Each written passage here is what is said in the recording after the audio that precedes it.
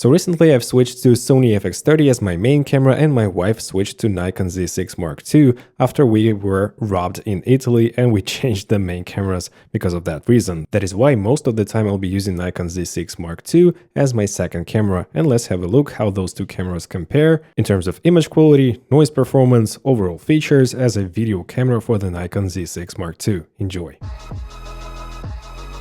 And the prices are really similar too, so the FX30 and the Tamron 17-70 f2.8 with vibration control or stabilization built in, and the Nikon Z6 Mark II with 28-75 f2.8 lens, they are almost the same price. So the first thing I want to look at is the image quality and overall sharpness and detail of the image in different modes like 4K, 1080p, 4K 60 and all that. So here it is at 4K 25 frames per second, FX30 on the left, Nikon Z6 Mark II on the right, and all the other settings are written in the lower part of the image. We're shooting in PP1, movie color, movie gamma, kind of a PP off on the Sony, and also the PP standard and default settings on the Nikon Z6 Mark II. The aperture is set on both cameras to f6.3, so it shouldn't be an issue in terms of sharpness of those two lenses. And the white balance is also set to the same value. Straight away I can see that the Nikon PP standard is too contrasty and too saturated, at least to my eye. We have some like super dark shadows around my coat, and all in all I do think it's a little oversaturated. I also can see that the white balance on the Nikon is a bit cooler and my skin tone has a lot more magenta in it. When we zoom in 500%, I can definitely tell that the Nikon camera applies a little bit of digital over-sharpening or just digital sharpness to the image, kind of what iPhone does with its videos and photos most of the time. And I don't really like this effect. That is why you'll have to adjust the settings. We'll talk about it in a few seconds. But all in all, it's a very decent performance from both cameras, but I do prefer Sony in this regard. I would easily add this over-sharpened look in post if I want to. So now let's switch to 4K 50, and the Nikon camera does have a crop in this mode, and it's a pretty heavy crop to a Super 35 format, kind of. And from the first glance, it also looks really sharp, but when we zoom in, we can see that the effects of over-sharpening on digital sharpness are being stronger, and also we have a little bit of moire and aliasing in this image, and I can even see some noise, but we're shooting at ISO 100, so I would say that the best performance for the Nikon camera is a full-frame 25p or 24p or 30p mode without cropping. And here we are at 1080p 25 frames per second. From the first glance, you might think that the Nikon is more sharp, but it's not really, because when we zoom in, we do see a lot of moire and aliasing on the Nikon Z6. We also do see this over-sharpened look, and micro contrast is being not that natural. It seems like my eyes have some kind of makeup when they don't, so I would prefer the Sony image. And here is the Nikon 4K versus 1080p. The 1080p is pretty soft on the Nikon camera, so I would stick to 4K 25p. And just out of curiosity, 1080p 100 frames per second, super slow motion if you will, and guys, to my eye the image looks really similar to 1080p 25 frames per second, which is nice, but still I would shoot in 4K on both cameras. And as I said guys, you can tweak each and every Nikon picture profile as you wish, and we have a lot of different settings. I prefer picture profile neutral, and later on I'll show you the screenshot of all of the settings for it to match the Sony camera as much as possible. So here it is, just make a pause and have a look. So now let's have a look at different picture profiles of those two cameras. So still we have the Sony FX30 with PP1 movie color, movie gamma or PP off, and on the Nikon we have PP neutral. And as you can see, we have pretty low contrast and also not a lot of saturation. And if we have a closer look and color grade the image from the Nikon camera a little bit, we can pretty much color match those two cameras, as you can see right here. So picture profile neutral seems like the best option for a Nikon camera if you want to mix and match it to a Sony camera. One more picture profile on the Nikon is Vivid, but it's super awful to be honest guys, because it has too much contrast and saturation, and my skin does look pinkish and reddish and magenta-ish, which is not that color, so I wouldn't use this profile at all.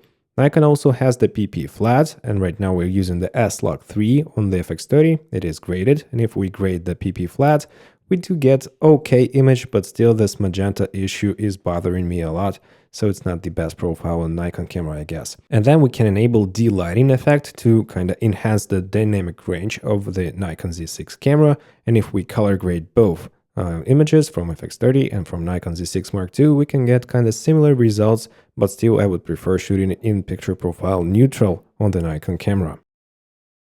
So guys, you cannot record 10-bit video internally to your Nikon Z6 Mark II, but you can do it externally via Atomos Ninja V, for instance. And I would have tested it if I wasn't a loser and if I wasn't robbed, if I haven't been robbed in Italy and my Atomos Ninja V was stolen, so that is why I cannot test this functionality as for now. But still guys, you will unlock the N-Log, kind of a S-Log but for Nikon cameras, and also you get 10-bit video recording externally.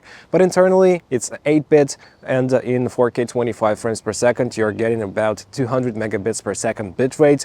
So for 128 gigabytes of SD card you can record for about 1.5 hours, which is not a lot, and you cannot pick different bitrates with this camera. It's just stuck to a native, kind of the highest bitrate possible, which is not that convenient, and I like that Sony cameras do provide you a lot of different options in terms of bitrates, codecs, chroma subsampling and all that stuff, so that is why the Nikon is not that convenient. One more pretty annoying factor is that the Nikon cameras, they still have this 30-minute record limit, so you cannot record more than 30 minutes internally, which, you know, it really sucks, because I do love to shoot like long takes when I record my YouTube videos, like courses or interviews or whatever, so you do need an external recorder to also compensate for this issue.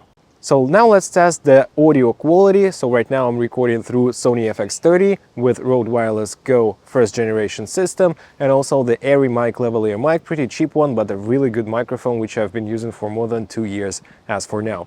So let's check the audio quality. 1, 2, 3 mic check. 1, 2, 3 mic check. Previously, when I had D780 from Nikon, it was my wife's camera, which was stolen as well, it had pretty bad audio quality, and the same microphone and lavalier system, it sounded really worse than on my Sony a7S III camera, for instance. And right now, guys, you're hearing the audio quality of the same Rode Wireless Go 1, the same lavalier microphone, but through the Nikon Z6 Mark II.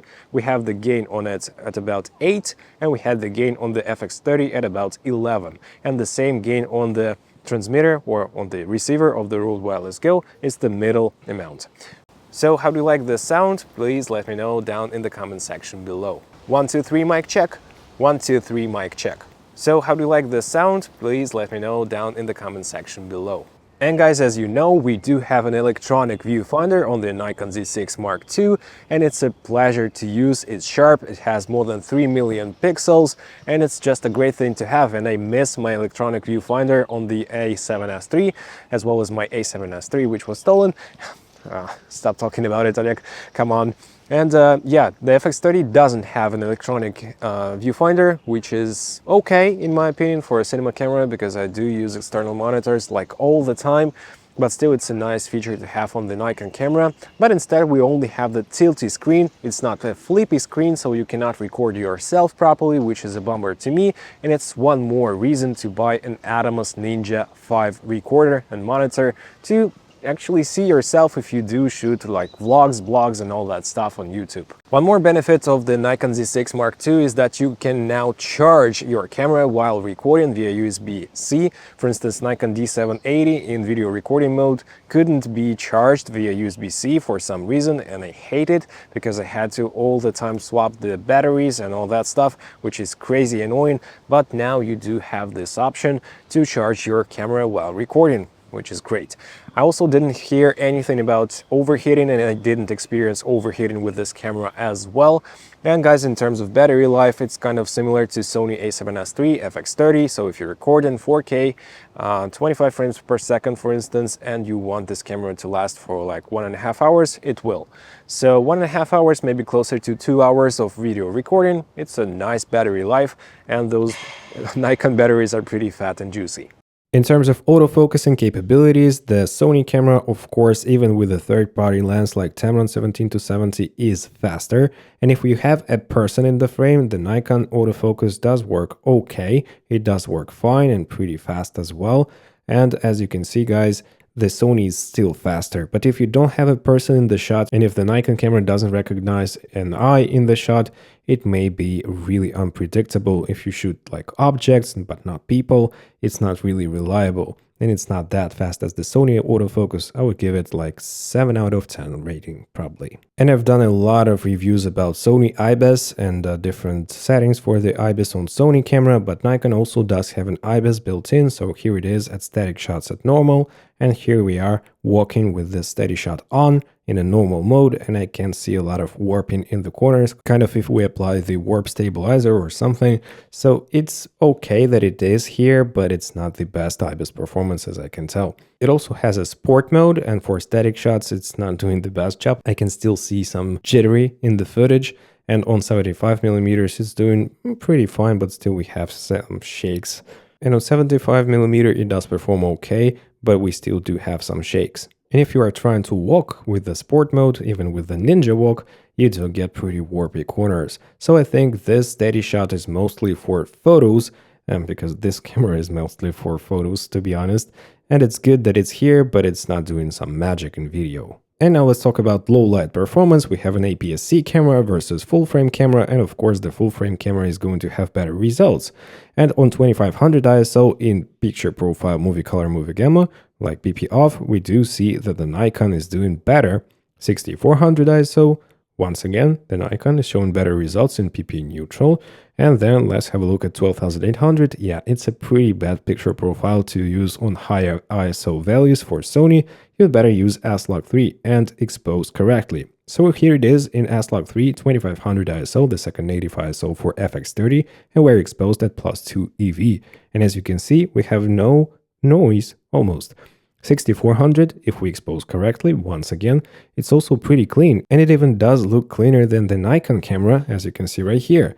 12800 ISO also does look cleaner on the Sony, at least to my eye. I guess those two cameras were focused in a little bit different spots, so don't really put attention to a bit blurrier image on the Sony. And here it is at 25600 ISO, and I would say that we still retain more detail on the Sony camera, and the Nikon is applying a very heavy digital noise reduction. But all in all, both cameras do show pretty good performance in low light. And one more really irritating feature, or kind of lack of feature on the Nikon camera, is that you have only one card for recording video. So there is no backup recording whatsoever. It's a bummer for me. Once again, you can use an external recorder like Atomos Ninja V, and it is going to resolve this issue. But Nikon, come on, why don't you give your users an ability to record to both cards on your cameras? Why not? And finally, once again, about the prices. The Nikon Z6 Mark II is $1,700. 28 to 75 f2.8 from Nikon is also $900. If we add an Atomos Ninja V, which you should if you plan on shooting with the Nikon camera, I mean Z6 Mark II, as your main video camera, you should purchase an Atomos Ninja V. Plus 1TB SSD, MPF batteries, monitor mount, you'll spend around $550. Plus 256 gigs V60 SD card for $100, and in total we get $3,250. Now let's have a look at the Sony FX30 body, $1,800, plus Tamron 17 to 70 f2.8 VC for $700, then two 256GB V60 SD cards for $200, and in total we get $2,700. And if we add Atomos Ninja V with accessories, we'll get the same, $3,250. And it makes me want to think that the Sony FX30 with this lens and those accessories, except for the Atomos Ninja V for $2,700, is much more versatile and capable camera. Because Nikon Z6 without an Atomos recorder is kind of a nah, it's okay for video, but it's best for photos still. I do like the image quality, that you can tweak it a lot, the colors are okay on the Nikon camera, and I can use it as my secondary camera, as my B camera for the Sony FX30. But if I really want to get into serious filmmaking, I really need to purchase an Atomos Ninja V for my Nikon Z6. Without it, it's just not really worth it. So guys, I would say I would stick to the FX30 as my main camera for video, and if you shoot photos most of the time and like 10% of video occasionally, Nikon Z6 Mark II will make the job done. So guys, I hope this video was helpful, and right now you know how to mix and match those two cameras together if you want to shoot like A cam and B cam with those two. And if you want to learn something else about the Nikon Z system or Nikon Z, depends on where you watch this video from, just let me know in the comment section below. I really want to explore the Nikon Z system a bit more. And if you did enjoy this video, please smash the like and subscribe buttons and the notifications bell. Thank you so much for watching, and I will see you in the next video. Take care, bye.